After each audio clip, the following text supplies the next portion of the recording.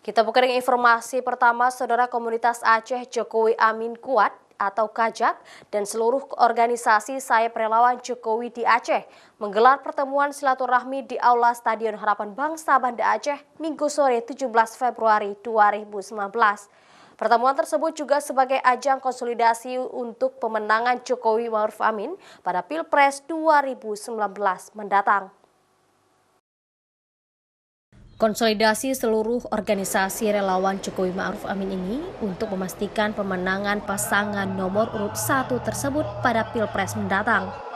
Tim relawan dan tim kampanye daerah Jokowi Amin menyebutkan pihaknya optimis Jokowi dan Ma'ruf Amin akan menang mutlak di Aceh hingga 70%.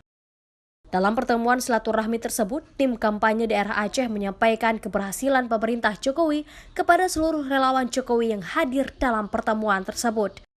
Kita optimis menang mutlak ya, apalagi dengan menampilkan program-program yang sudah dibuktikan oleh Bapak Jokowi untuk Aceh khususnya. Nah, tugas daripada kami tim partai pengusung dan juga relawan menyampaikan apa yang sudah beliau lakukan untuk Aceh. Sementara itu, komunitas Aceh Jokowi Amin Kuat KAJAK dibentuk sebagai wadah untuk mendukung relawan dalam bekerja melaksanakan sosialisasi dan program-program kampanye pasangan nomor urut 1 tersebut kepada masyarakat di 23 kabupaten kota di Aceh. Jadi yang hal ini KAJAK ini sebagai wadah kita bentuk rencana untuk menjalankan hampir setiap kabupaten kota yang ada di Aceh dalam jangka 2 bulan ini.